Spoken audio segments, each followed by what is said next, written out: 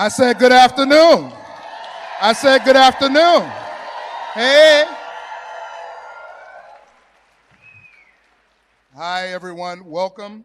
My name is Chris Percy. I am a senior director at MOVEON. And on behalf of... You're so kind. On behalf of millions of members across the country in every congressional district, including hundreds of you from Nebraska's 2nd District, if you're here, I would like to thank you for being with us this afternoon. Before we get into it, if you're around, y'all can, we're family. Come on up a little closer, if you can. Come on, fill the space. This right here, this group, us coming together in this community, strength in numbers, is how we get through this moment that we're in, right? This is how we push back. This is how we come back through community like this. And I won't sugarcoat the moment that we're in.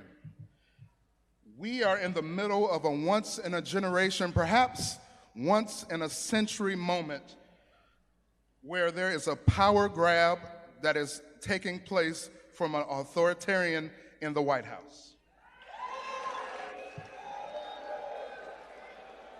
President Trump and MAGA Republicans are taking a wrecking ball to our healthcare, our democracy, our neighborhoods, our schools, and our economic futures.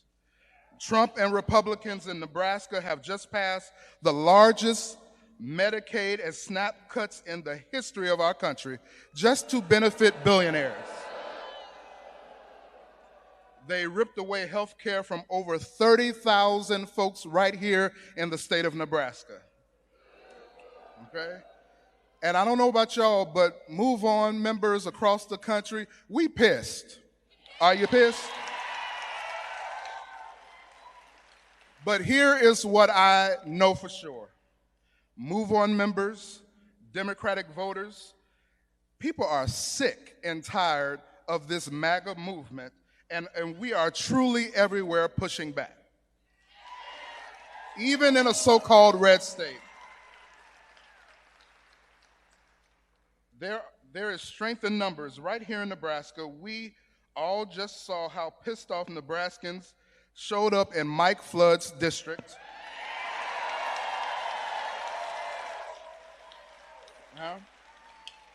Y'all showed up and showed out, right? Let's remember that their goal is to overwhelm us and to break us. But what makes you part of the MOVEON community is that you are not just angry or sad. You are not just defeated or hopeless or immobile. You are here. You are ready to act. You are not backing down in the face of authoritarians, and you are not taking this lying down. MOVEON members like you have called, emailed, protested, demanded answers from your representatives. This year you participated in the largest phone banks that we have had in almost 30 years. And you came out to the largest distributed protest on record against Trump, like No Kings and Hands Off. You have inspired people to get involved. You have helped put Republicans on defense as those cowards are running scared. And some of our most passionate, engaged members and volunteers are here tonight and have been fighting the good fight since the inauguration to keep the heat on folks like Don Bacon and the Trump agenda, and to build a movement to take back this district, and with it, the House of Representatives. And that's just 14 months away. We got work to do, y'all. We have 2 local organizing cohort leads here from the Congressional 2nd District. I think Kate and Joan, if you're in the room, just wave your hand. I don't know where you are. But Kate and Joan have been doing work. Just give it. There go. Okay, there you go. Hey, wave your hand. Yes. They have done incredible work to hold Bacon accountable. But this is only the beginning. Somebody said only the beginning. I said, say only the beginning. All right, you know, I'm from the church. You got to talk back to me. And we need more people to join our efforts to push back against this administration and to effectively stop the worst of the Trump agenda. So today we have three things. Somebody say three things. Somebody said three things. Up there, say three things. Okay. We have three things that you could do right now to push back against this administration and help us build a powerful base of volunteers who we need to vote out Republicans next fall and flip the House. So grab your phones. Everybody grab your phone. Thank you for recording me. I'm sweating a little bit. Grab your phones. Text FLIP, F-L-I-P, to 668366, or you can scan the QR code on your bracelets and see. You got it? Go ahead. Get your phone. We can do this right now. We could do these things right now. The first thing, yes, is 668366. You can join a postcard party and food drive that is happening tomorrow afternoon, where we will write voters in District 2 to get the word out about Rep. Bacon's shameful health care cuts. Our goal is to get 80 people to come tomorrow. Can y'all make that happen? The goal is to get 80 people tomorrow. Can you make that happen? Okay. The second thing you can do is you can register to attend the next cohort meeting led by volunteers in the Omaha Council Bluffs region. We want to get 50 new people to join that. Who's in for that? Okay. And the third thing, if you can't make it tomorrow, you can still own your F around and flip the house shirts by making a donation to MOVEON to help support the resources needed to train and reach more volunteers in this coming year. People power, folks, is how we win this thing. I said people power is how we win this thing. So let's make sure that we do all that we can do in these next 14 months to take back the House. So before I give up the podium, I want you all to know, again, they're trying to confuse us, they're trying to overwhelm us. But together, we can make this thing happen. Thank y'all.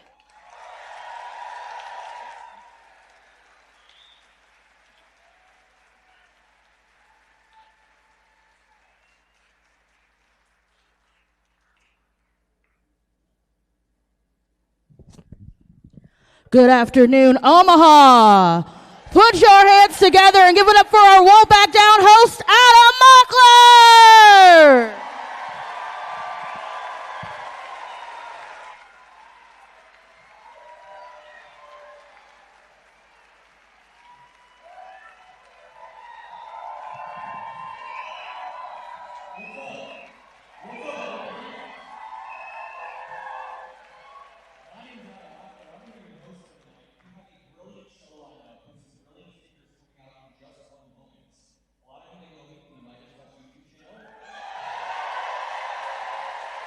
You may know me from my own YouTube channel, but tonight, we are here to fight for you all. We are here to win back the House. That is our goal.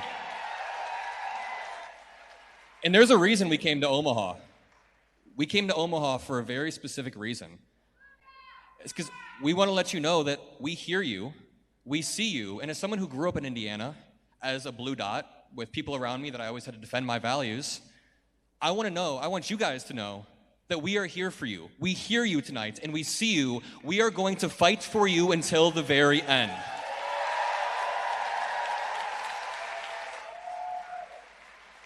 Right now, we have a few beautiful things happening. We have both on-the-ground and in-person movements sprouting up across the country. Whenever you take a loss, it's time to pick the pieces back up and figure out how we can put them together. And that's why we're here tonight. So when it comes to on-the-ground movements, I want to give a huge shout out to MOVEON for putting this event on. Put your hands together for MOVEON.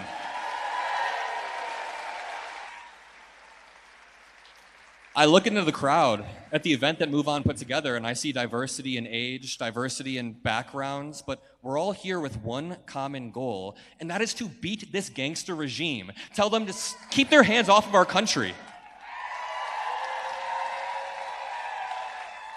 Now, along with the on-the-ground movements like MOVEON, which is very important. We also have online movements that are growing, like MeidasTouch. Who here knows MeidasTouch? Everybody knows MeidasTouch. You wanna know why? It's because we are beating Fox News. We are beating Fox News right now.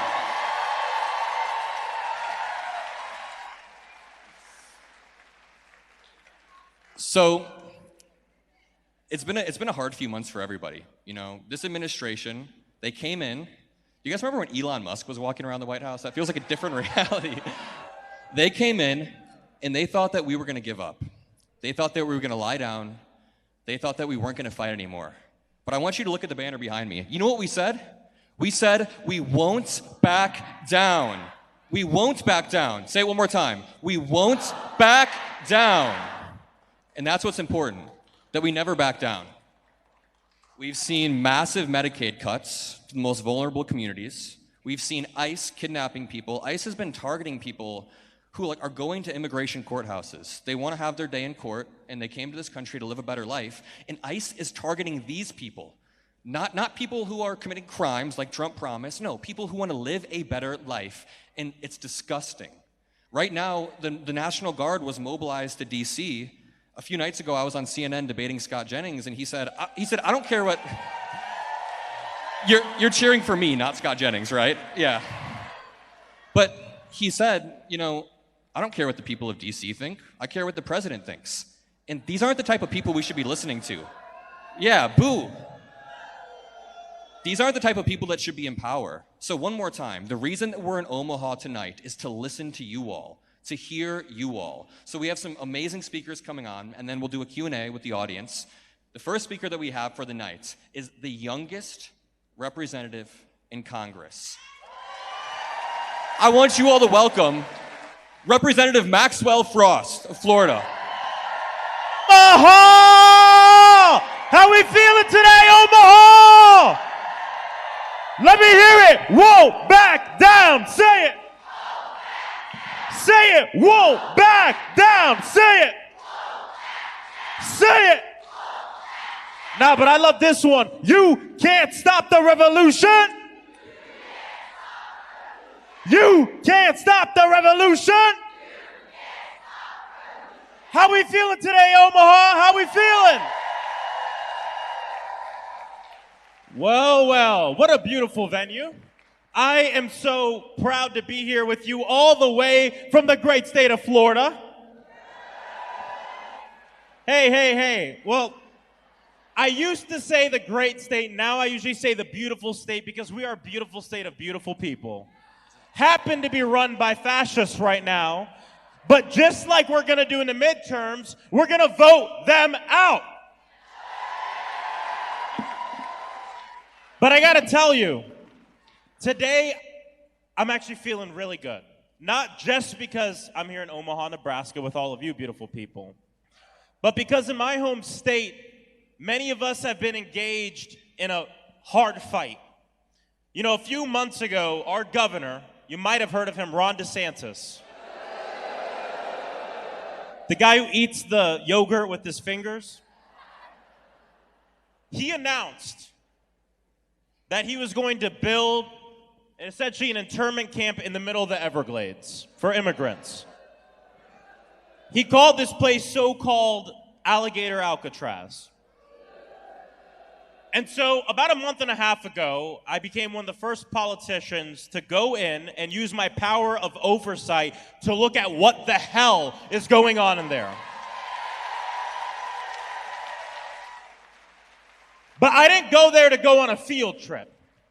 I went in there to see what was going on, to tell the public, but not just tell the public, but to tell our partners, the Friends of the Everglades, the Miccosukee tribe, and the Center for Biological Diversity, that engaged in a lawsuit to close the place down.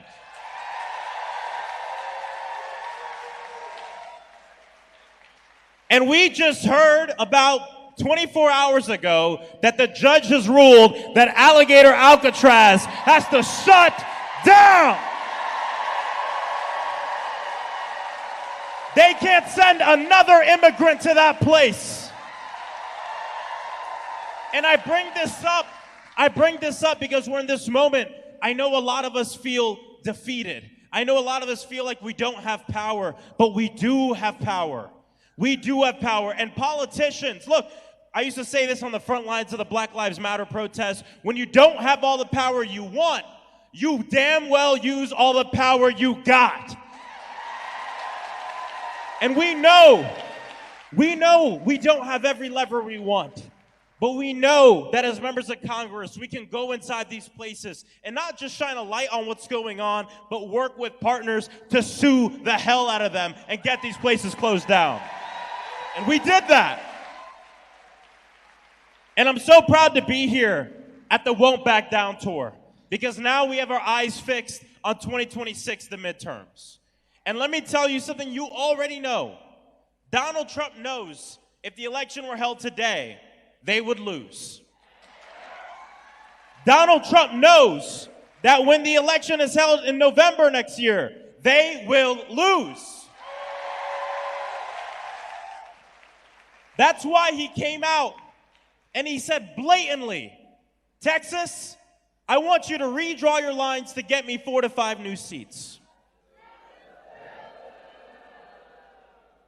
That's why he's telling other states that are run by Republicans, we need you to redistrict so we can get more seats. Because he knows they can't win, so he wants to cheat. The same thing he's done his entire life. But I'll tell you, something else I feel really good about is what California's doing.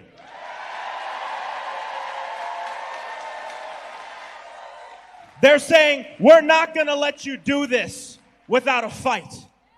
And even when, think about this, even when Democrats, when we have to do something we're not necessarily fully proud of, but we know we have to do to protect democracy, even then we do it differently because California is putting it on the ballot to put it to the people. And that will make the victory even more sweeter when that ballot proposal passes in November. So I gotta tell you though, whatever happens with the lines, we'll keep fighting. I promise you, I've texted every Democratic governor I know saying, we need you to do the same thing right now. We have to fight fire with fire. We have to. But it's really going to come down to a handful of seats across the entire country. A handful of seats where we have to be competitive and we have to win. And here's the thing. The big ugly law or the big beautiful bill for billionaires that was passed a few months ago, that was greenlit by every single Republican across this country in the House of Representatives, is essentially, we say it's the largest transfer of wealth from the working class to the rich, but it's something else too. It's literally theft. It is stealing from the working class and giving it to the billionaires. It is stealing from the working class and giving it to the mega corporations. And it's this same tired story over and over and over again of us working for something and then having billionaires like Donald Trump either buy off politicians or become the politician and make the rich even richer while the poor get even poorer. But the good news here and the opportunity here is this bill is really unpopular across the entire nation. And our job is very simple with the midterms coming up. We have to spread the news. We have to talk about why this was passed, how it was passed, and what we are going to do to build a country that works for everyone. Because the fact of the matter is Donald Trump traveled this nation and lied to everyone. Told people the reason you can't pay your rent is because of that trans kid. The reason that you can't afford your health care or the reason you're one hospital visit away from being on the streets is because of that immigrant. But we have to tell the truth. See, these billionaires want us to look at each other. They want us to look at each other and blame our neighbors instead of looking up and blaming them. Instead of looking up and blaming them. It's not, you not being able to pay your rent doesn't have to do with trans people, but it has to do with private equity and billionaires that have bought up all the homes and apartments and have got the rent up too damn high. That the reason you can't afford your health care is because we have a broken healthcare system in this country. That isn't even a healthcare system, it's a sickness care system that makes money off when we get sick.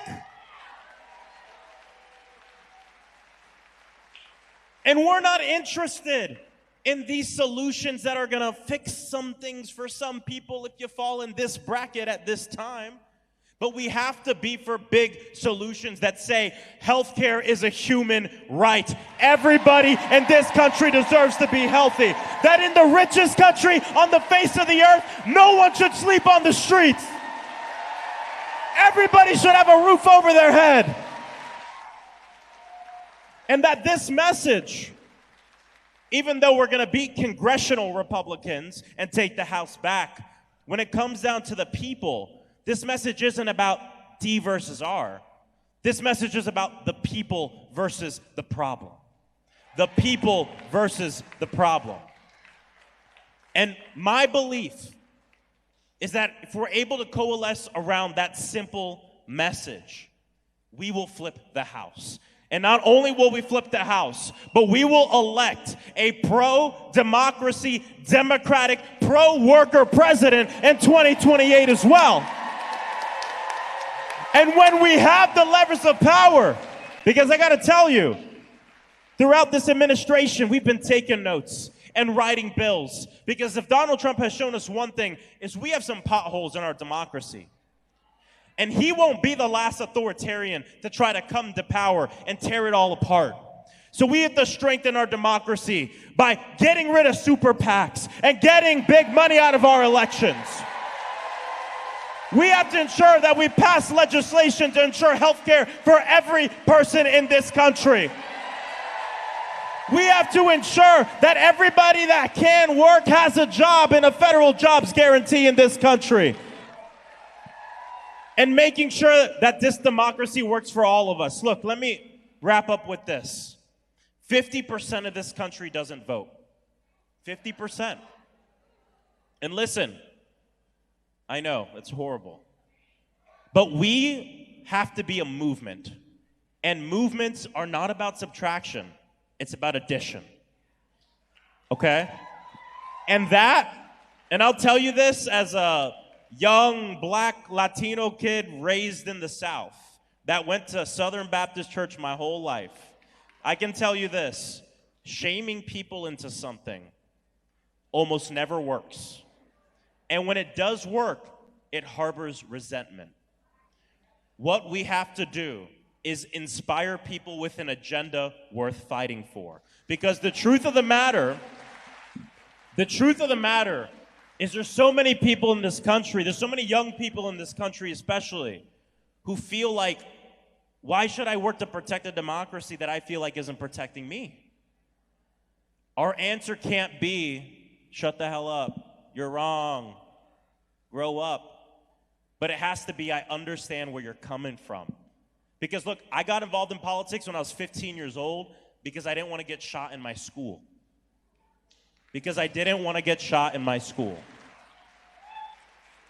So, are you guys ready to build a movement to take back the House next year in 2026?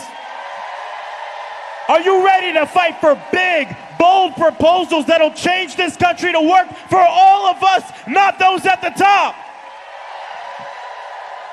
And are you ready to fight in the footsteps of the great freedom fighters, people like Angela Davis, who said, I am no longer accepting what I cannot change. I am changing what I cannot accept. Are you ready, Omaha? Are you ready, Omaha?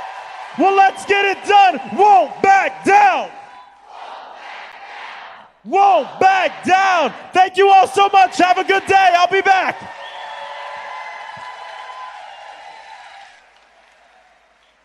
There is nothing more important than the fresh, emerging leaders within the Democratic Party. And that is an amazing, amazing example. Put your hands together for Representative Maxwell Frost. There's also nothing more important than getting a bunch of people in a room that have one common goal. Even if we do have different beliefs or different backgrounds, we have the common goal of restoring our democracy, and that's what we are doing here today. You guys get to be the power block that pushes us over the finish line. You guys help choose which leaders we We platform, choose which leaders we help move through the party, and I just want to know that we are eternally grateful that you're here. Next, we have one of your favorite senators, your favorite senator, Senator Elizabeth Warren.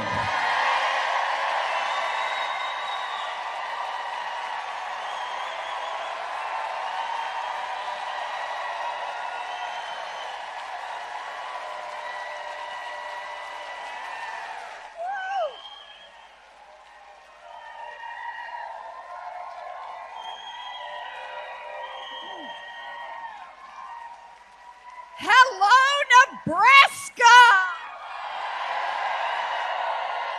Woo! It is good to be in Nebraska. Now, some of you may know I grew up 600 miles due south of here in Oklahoma. We got any Okies in the room? Wow! Not many, but they are loud. Not many, but they are loud. That means I grew up on OU Nebraska football in the glory days. Oh yeah. Oh yeah, I grew up with 3 older brothers, all served in the military. Yep.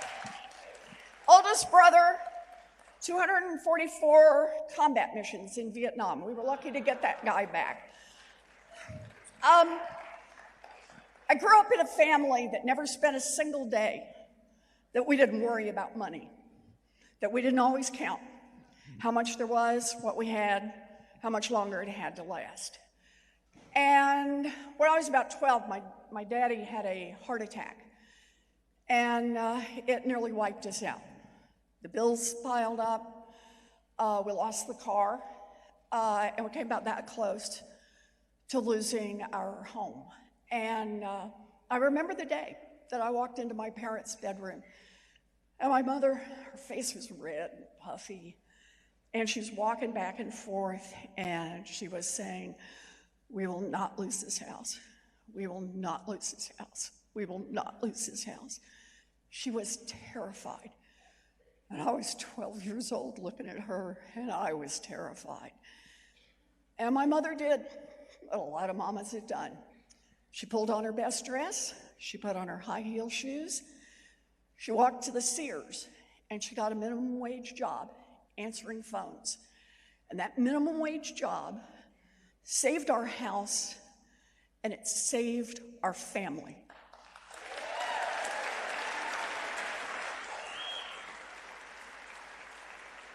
My mother, my brothers, they taught me about courage, and they taught me about people who fight for what they believe in. They taught me about people who fight for their families, who fight for their neighbors, who fight for their communities, who fight for their country. I am proud of that America. I am proud of that America, and I use my voice as best I can to fight for that America. Because that is not the America that Donald Trump wants to build. Donald Trump's America is an America where every day billionaires get richer. Every day you, good families, hardworking families, are asked to give up just a little more so that billionaires can buy another island, can buy another yacht. Well, I am here with my friend Maxwell Frost to say I believe in an America that works for all of us, and we will not back down.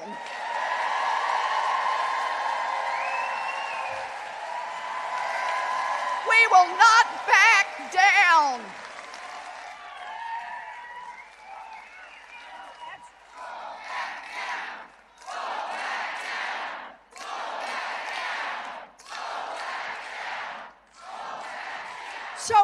So I want to remind you all, put you back a year ago, right now, And you may remember, we're in the middle of this presidential, and Donald Trump is out there making promises.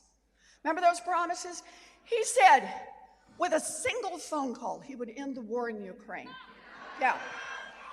He said, only he would end the war in Gaza, just like that. Remember that? And I think I remember he said he would release all of the Epstein files.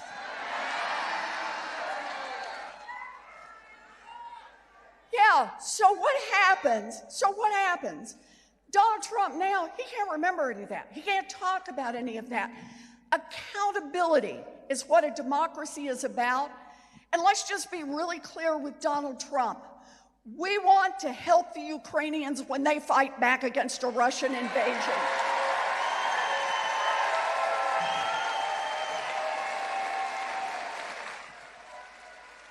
We want to put an end to the war in Gaza and feed those starving children.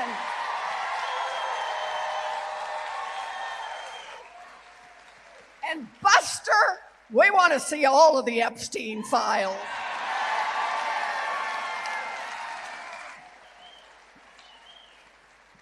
But there was one promise Donald Trump made every day, multiple times a day. He said to people all across this country, and this was the one people heard. Independents heard it, Democrats heard it, Republicans heard it, and that is that Donald Trump, on day one, his words, on day one would lower costs for American families. On day one. On day one. We're now on day 215. And what has happened to the cost of groceries? Up.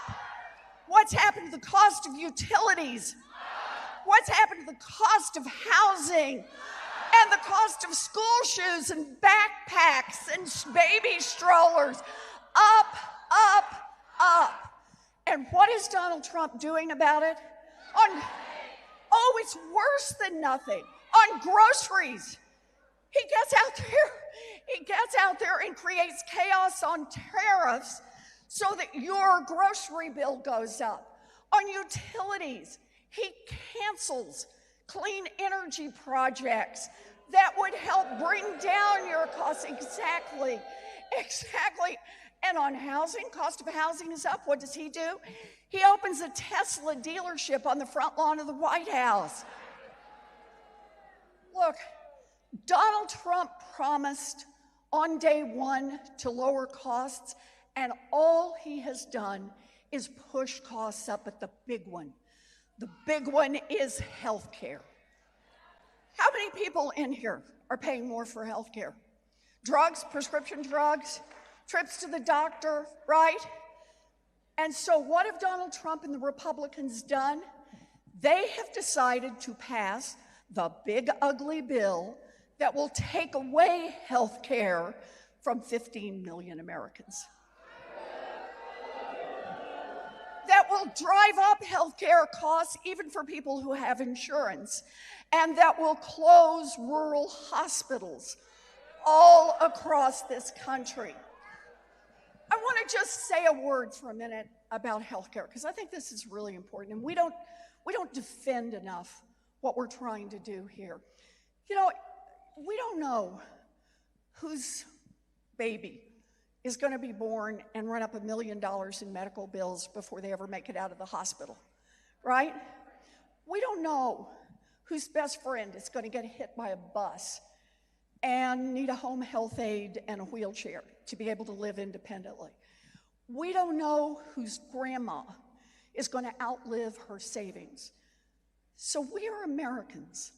We are people who say every one of us is going to pitch in some of our nickels, and we're going to make sure that if it's your sister's baby, if it's your best friend, if it's your grandma, we are all here for each other to make sure that they get the care they need.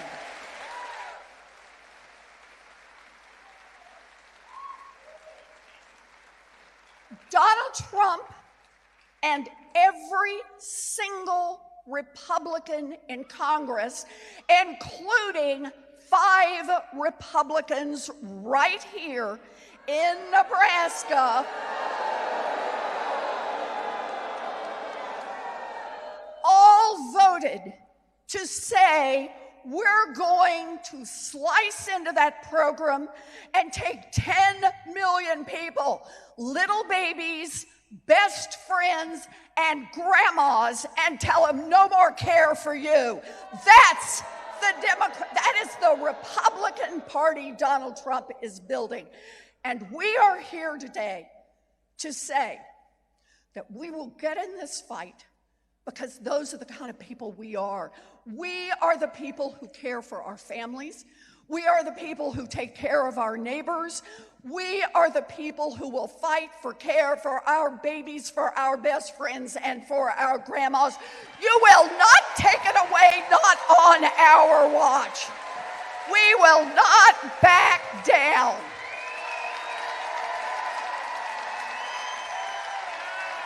We will not.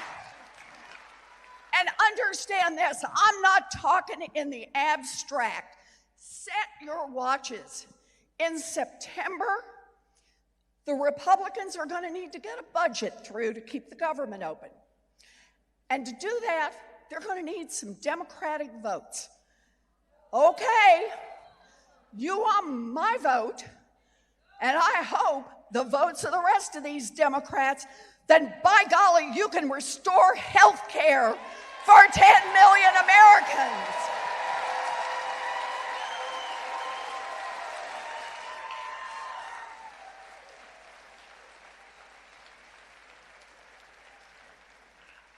Look, it is hard out there. I know it is hard. And a lot of times you feel like it's just you're on defense and you're on defense and you're on defense. But the truth is, we're out there to fight for something. We're out there to fight for an America that just works better. We're out there to fight for an America where we actually have, God, I sound like a nerd, but reasonable tariff policies so that we can bring down grocery costs, right?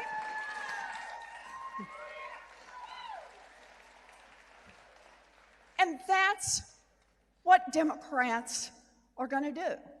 We're going to call out the liar in the White House. We're going to call out every one of these damned Republican senators and Republican representatives. These spineless creatures who cannot stand up to Donald Trump.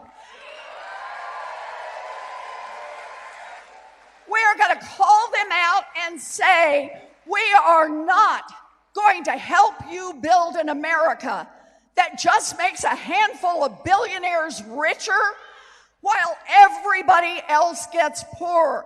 We, Democrats, people who are in this fight, patriots, we are the people who will fight for an America where people can afford their groceries. Fight for an America where mamas and daddies have access to child care. Fight for an America where housing is available to first-time home buyers and to renters and to people with no housing at all. And by God, we are going to fight for an America where everybody has access to health care.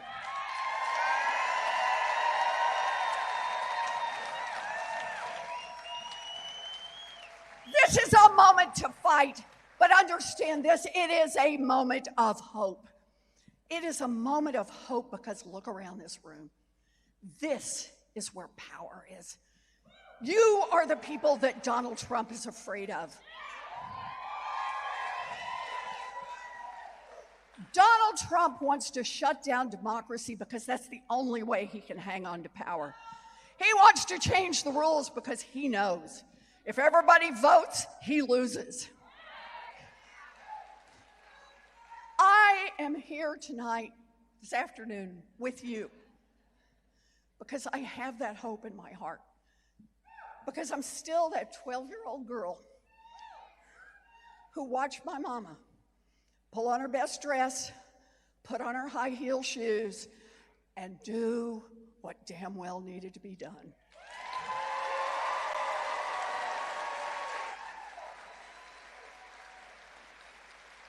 We are fighting the righteous fight, and we won't back down.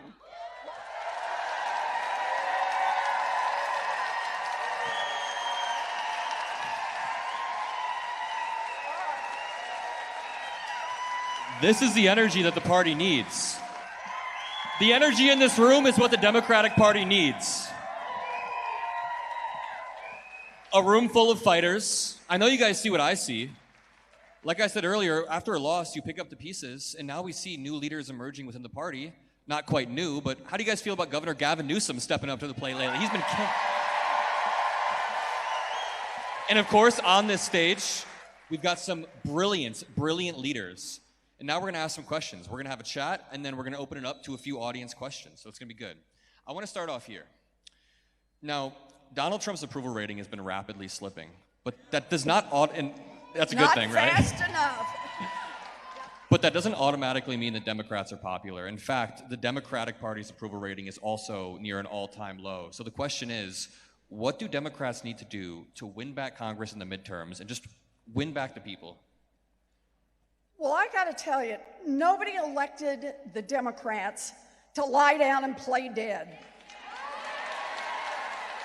The number one thing we got to do is stand up and fight back.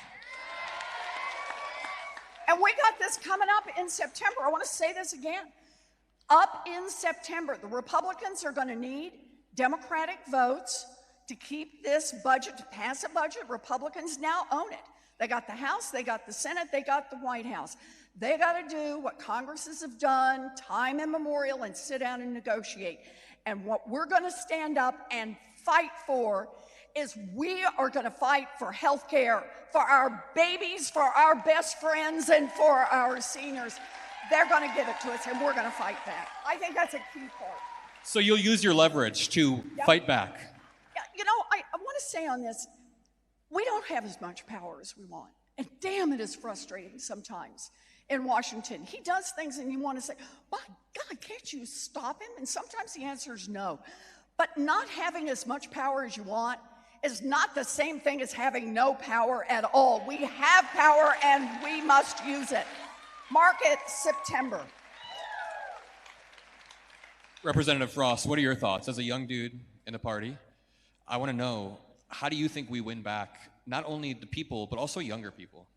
You know, I agree with everything Senator Warren said. The other part of this, too, is it's fighting back against Donald Trump, but it's also the fact that we can't win an election just giving people something to vote against. We have to give people something to vote for, right? And I think this is when, you know, we have this family discussion within the party. What do we stand for, and what does it mean? And for me, you know, it has to be simple. We need an agenda that we run on, that we win on, and that we do. And when you do that, it helps earn the trust of the people. You mentioned that the party's approval ratings are so low. What's one of the ways to get it up? You know, people tend to like you more when you win. And so I think one of the ways we can win is putting up a bold agenda and getting back to what the Democratic Party really is about. Think about all these things that are a fact of life. Social Security, Medicare. These are things that were called radical, crazy things when they were proposed and passed by Democrats. Now they're a fact of life. And I know it feels like it's hard to dream right now because we're fighting back against things, but I still dream all the time about the future when people will look at our healthcare for all system that we passed and they go, this is such a fact of life. It's so normal. We'll look at each other and go, it was anything but normal just 10 years ago. And so I think we have to think about what's that thing. What's our Social Security? What's our Medicare? What are we going to do to build upon what we have to make sure that everyone has what they need in the richest country on the face of the earth? And when you run on a bold agenda, and then you enact that agenda, it connects a line in people's minds, like, hey, I can trust this party to get into office and to fight for me. Representative Frost, how do you think we can support younger people who are seeking office, who might have passion for getting in local or federal office? What's your advice, since someone has done it? I have some experience here. You know, one of the most difficult things for me when I was running for Congress was actually things in my personal life. running for office, especially running for Congress, is a full-time job. And a lot of people who run, you have money in the bank to be able to put your all into the campaign. And at the time, I was the national organizing director of March for Our Lives, the organization that came after the shooting that happened in Parkland. And I decided to quit my job to run for Congress. I had some money in the bank, and I told myself, you know what, this is enough money to live off of for a year and a half. Breaking news, it was not enough money to live off of for a year and a half. And not just that, but this was when the rent hike freeze was lifted in the state of Florida. And right after that freeze happened, I get a text from my landlord, next month, your rent's going up 33%. So I was priced out of my apartment. I experienced homelessness for 2 months because of that, and because I didn't have an income. And then I figured I could start, driving Uber to help pay for my bills. And the reason I bring this up is because had I had a family, had I not been just like some guy who could, slum it out for a year and a half, I would have dropped out. There is a reason why there aren't more young people in the United States Congress. There are institutional barriers to us being able to have a fair shot at even running for the office itself. And look, I always say I won because we had the right message. We built the best volunteer operation. We knocked on every damn door. We called every number. We outworked everyone. And the fifth one I always say is it was the right place, right time. There was a little bit of luck. And I bring that up because I don't want people to see, I'm not a singular figure. There are so many young people across this country that can and should be in office and positions of leadership. But our government has to do more. It shouldn't be easy to run for office, but it shouldn't be damn near impossible. And we have a lot to do. And I mentioned getting rid of super PACs, getting big money out of politics. These are the sorts of things we can do. And the fact that when you're running for office and you don't have a job and that's your full-time job, people have to pay their rents. They have to take care of their families. How do we make it so, people can have a stipend? Different things like this to make it more accessible so young people and young working families can be represented in Congress. But I'll say it again. Part of the problem is not that there isn't enough young people who want to be involved or that can do it. There is an abundance of young people who can do this and should do this. But we have to get rid of a lot of these hurdles that are meant to keep them out of it and not even consider it. Senator Warren, what would be your message to the emerging leaders within the Democratic Party? Fight back. You don't get what you don't fight for. I want to say about young people being in these fights, what Maxwell says is exactly right. The barriers are way, way too high. But all of us have to be willing to stand with those who run. The best part when I ran, because I ran, I was obviously much older than you are when you ran for the first time, but I was also a total novice at it. When I ran, I'd never knocked on a door. I had never been involved in any of the political, I was a policy nerd. That was my entire, and when people were calling me, there was a Republican incumbent in Massachusetts, people were calling me saying, you should run against this guy. You will lose, but you should run. I love when they say that. Yeah, exactly. My opening line is, Democrats, get a better sales pitch. But the part that truly moved me were the people who said, if you will run, I will help you. I will take off Tuesday afternoons and I'll make phone calls. I'll come run the office on Saturday mornings. I know how to do web design and I will set up something for you. I will monitor this. I will help push back. Because running for office is not something you do by yourself. And so you can either do it with an entire team that your billionaire fortune hires, or you can do it with people like the people in here who say, you take point and I will be a part of that. And so I say to every young person, volunteer to take point, but I say to everybody else, volunteer to help those who take point. Yeah. Very, very well said. We're going to take some questions from the audience in just 1 second, but I do have one more question for you guys, both of you guys. what's your plan to message around not only the National Guard deployment to DC, but now it seems like we have 19 more states it was. Senator Warren, you want to hop in? Oh, let me just start with, it's time for the District of Columbia to be a state. Yep. Look, we need, in America, to pass a Voting Rights Act. And that means that everybody has access to the vote. It means no more gerrymandering anywhere. And by golly, it means DC statehood. Any thoughts?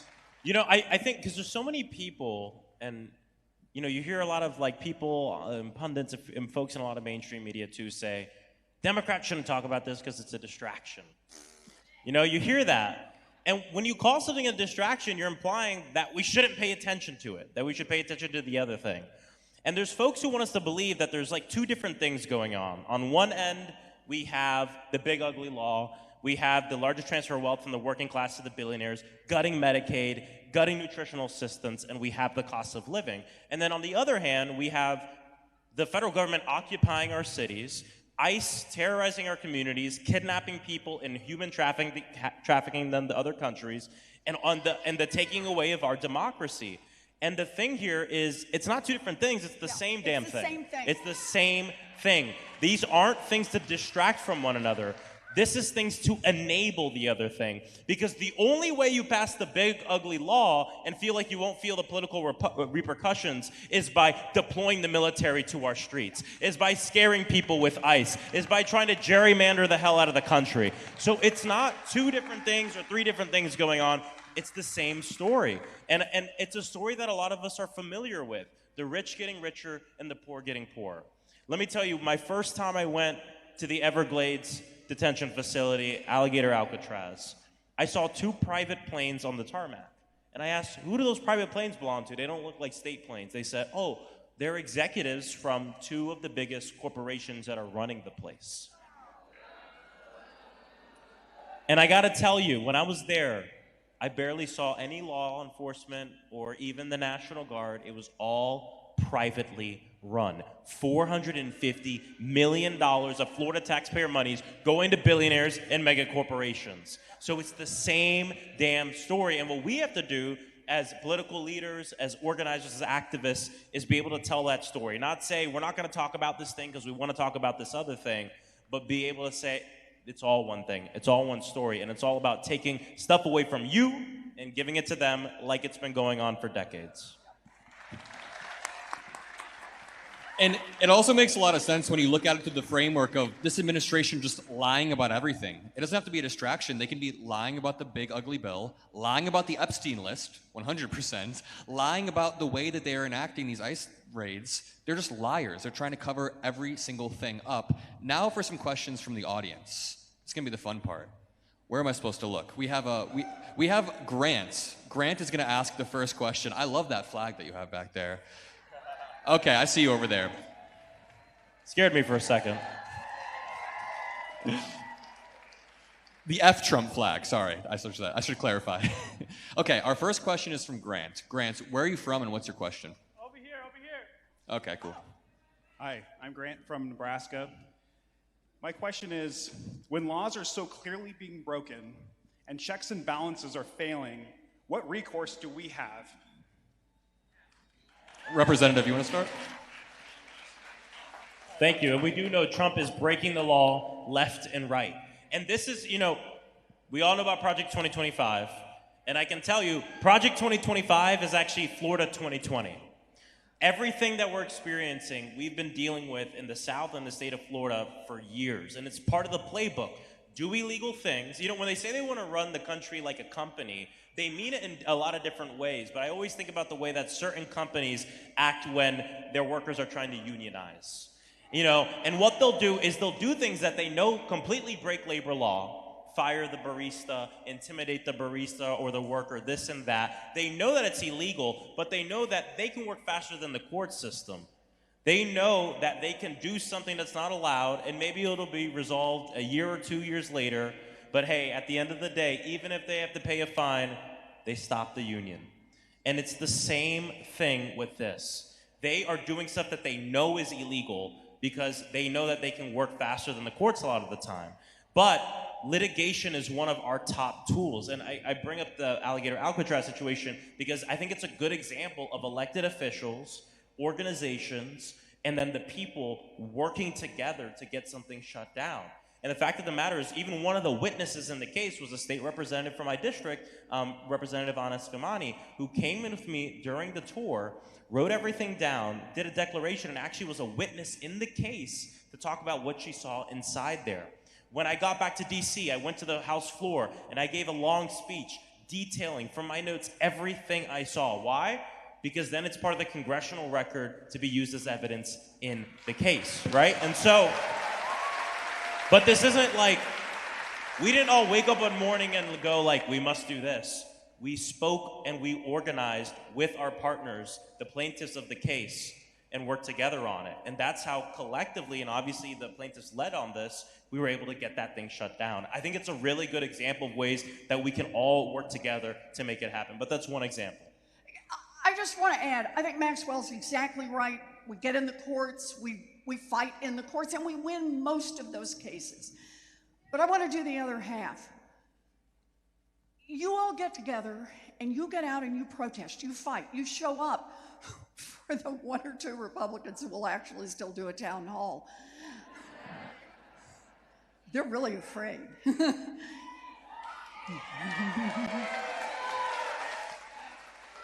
But that's the other half of this.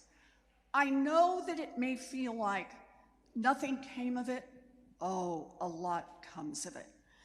The fact that you show up, the fact that you show up here, the fact that you show up outside the offices of those Republicans who represent you in Nebraska and won't do town halls, the fact that you show up and that you demand to have your voices heard, the fact that you still talk about that big ugly bill, that you talk about what it means to lose health care, that you talk about the rising prices, that you talk about the loss of democracy, it matters.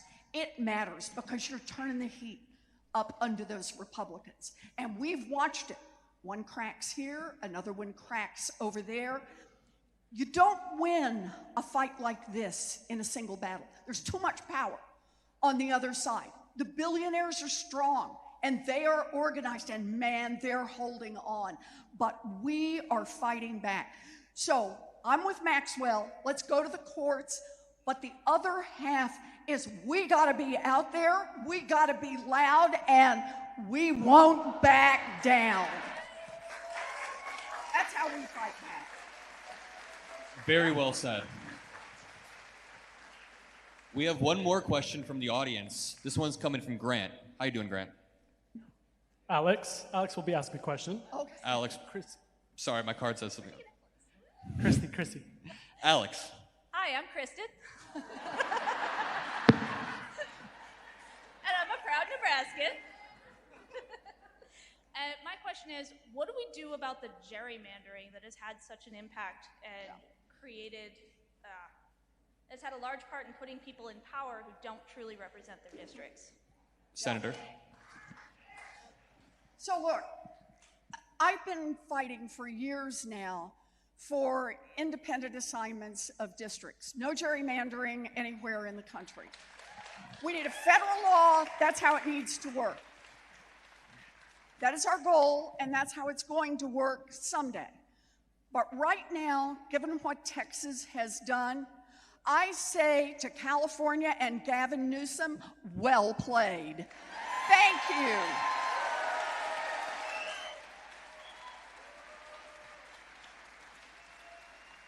Our democracy does not survive when one side, the Democrats, play by the rules as they're written, and the Republicans keep breaking the law and play by whatever rules let them seize power and hold on to it.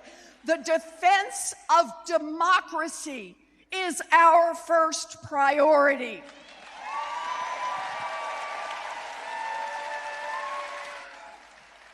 So I support California in what they're doing.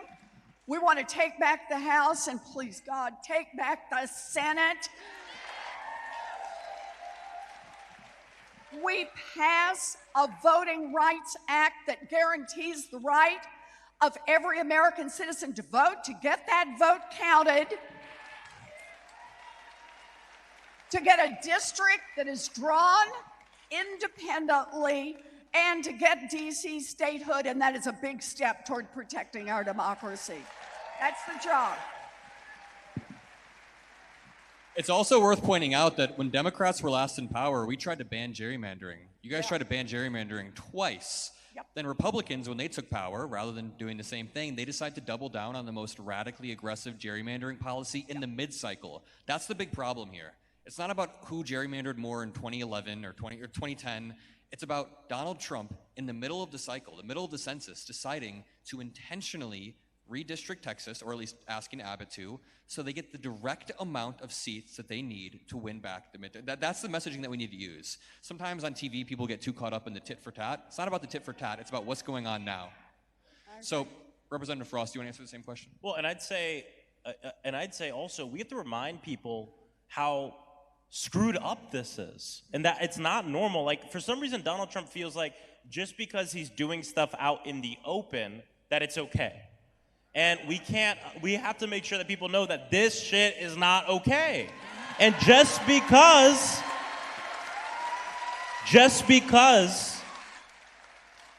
he went on TV in a press conference, I remember seeing them ask this question, and I was blown away when they asked the question, why do you want it to be changed? And he said, oh, it's not a big change. You know, they changed the map so we get 3 to 5 seats. But see, because he says it like that, in kind of a nonchalant way, a lot of people believe, oh, well, this has to be normal, you know, he's saying it out loud. And we have to be the ones that tell them it is not normal. And we have to ban gerrymandering for all offices across the country too. Look, the fact of the matter is what the Texas Democrats did was brave. Brave. And now, they want to gerrymander the state of Florida, even more than it's gerrymandered now. They want to do mid-district gerrymandering. And because they have gerrymandered the state house seats so much in Florida, we don't even have enough Democrats to deny them a quorum. Mm-hmm. We don't even have that tool available to us. So our state legislators are going to show up because they're going to be loud, and they're going to make sure they can't do this without a fight. But see, the gerrymandering has a chain reaction that impacts so many things at the federal level, but also at the state level as well. Very, very well said. Sorry for my note cards. Did we have another question? No? That was it? All right. Well, I want to see if you guys have any closing remarks for the crowd. Senator Warren, any last remarks that you'd like to say? You know, I just want to say 2 things. Republicans are afraid of democracy. They're doing the gerrymandering. They're doing the lying, they're doing the cheating, they break the law because they are afraid of people. They're afraid of you. They're afraid of what it means if this government actually works for the people. I see this as a hopeful moment, a moment when more people in Nebraska and more people all across this country say, I'm ready to get in this fight. I am ready to get in this fight on behalf of my family and my neighbors and my community and my state and my country. I am ready to be a patriot by fighting. I am ready to build a country that works not for a handful of billionaires, but that works for everyone. This is our moment. This is our moment. I agree. In such a weird way, you know, things are so messed up, as we all know. Yeah. And it's hard to feel hopeful sometimes. But I do see so much opportunity in the fact that so many people are waking up across this country and asking themselves questions they've never asked before. And they're looking at this corruption in broad daylight. They're looking at the oligarchy and billionaires and corporations taking over our country, being in the White House, giving Trump, what did they give him, a gold plaque or something like that? And the Qataris give him a $400 million jet, Exactly. and he trades crypto and makes Exactly. $1 billion.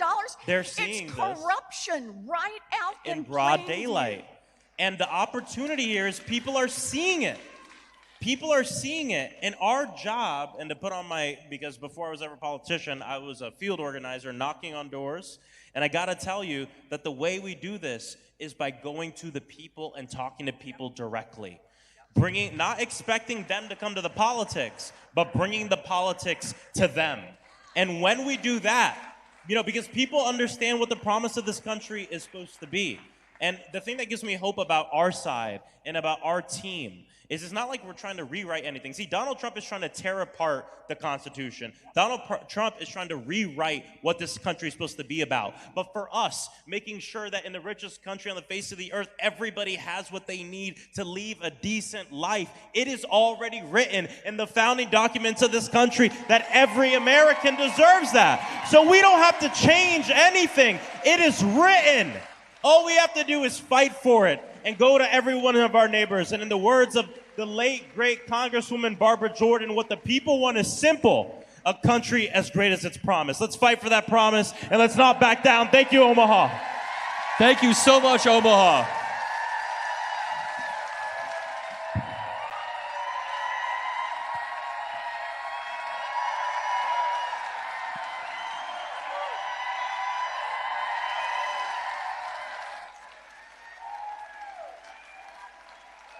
Good job.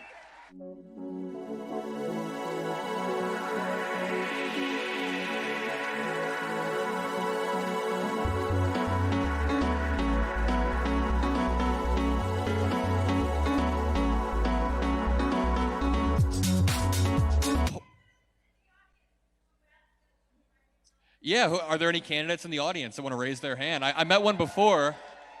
Right there. What was your name again? Jaden. And he's running in Omaha, running in Nebraska as what? State Legislature, District 2, Jaden. Everybody put your hands together for Jaden. And who do we have here? Sorry, I'm having trouble hearing. Say that again. Josh Livingston in Legislative District 8.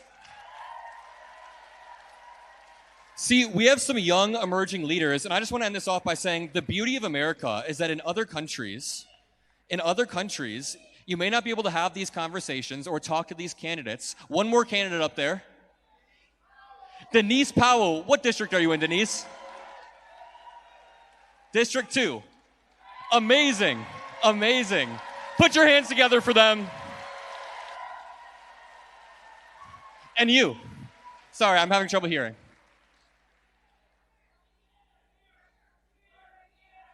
Sorry, we have one more up there. Say. Becky, Congressional District 3. Put your hands together for Becky. Next time I'm going to have these on my note card, I think. Let's hear from you, sir. John Kavanaugh.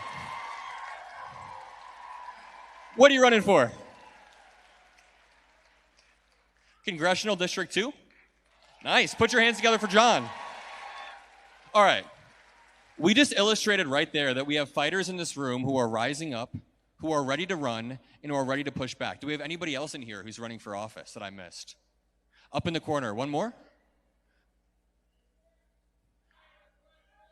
Oh, we finished up the questions. You can talk to me after this, but one more time, we all came together in one room with one goal, and that is to win back the House. In other countries, you couldn't do this.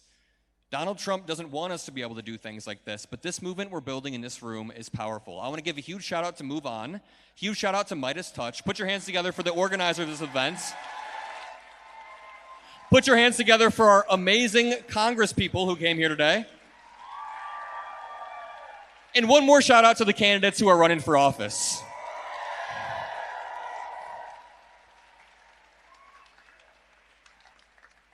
All right, let's make some noise one more time for everything. for Senator Warren, for Representative Frost. I think that was it, right? Let me say this. For a real moment, I've been working at MoveOn now for 9 years, which is a long time. And when I started the same day Maxwell Frost started. We started working at this organization the same day. He was 18 or 19, right? That's a real one. That's a real one. In my 9 years also, I have been on the stage and have interviewed Senator Warren multiple times. That's a real one. That's a real one. And so I really want to say thank you to both of them for being with us today. They didn't have to come, but we have work to do. That being said, I know this was fun. I know that we got some energy. I'm an organizer though, so I like to take that energy and put it to use. Somebody say, put it to use. So, who's ready for new leadership in District 2 and for Bacon's last days in District 2? You gotta go, bro. Who's ready to step up, to fight back, to win back the House this coming 2026? Who's ready for that? All right. So before we leave, I want to remind us one more time of ways that you can engage right now. You can take your phone out. If you didn't do it earlier, you're probably excited. You were waiting for Senator Warren and for Maxwell Frost. Wasn't really listening. You can take your phone out now. And you can text FLIP to 668366. And you will find all the things that you can do with us right now to be engaged and get engaged. Those things include, we are having a postcard writing party and a food drive tomorrow. Somebody say tomorrow. You can bring yourself, you can bring your friends, you can even bring some non-perishable food. Come write some postcards to your neighbors and let them know that Bacon's days are done, okay? What else you can do? You can join a really special community of committed activists to help shape protest actions throughout Omaha and the Council Bluffs region. And if you can't make it out tomorrow, you can get your own t-shirt by donating to MoveOn to help support the resources needed to train and reach more volunteers this coming year. Before we go, I want you to just look at each other right quick. Just look next to you. Look at your neighbor, okay? We are the ones who are called for this moment to fight back. So do the work that you need to do for your families, for our families. I look forward to seeing you in the field. Thank you so much for coming out tonight. Thank you again. I know we're gonna do this. I know we can win. Thank you.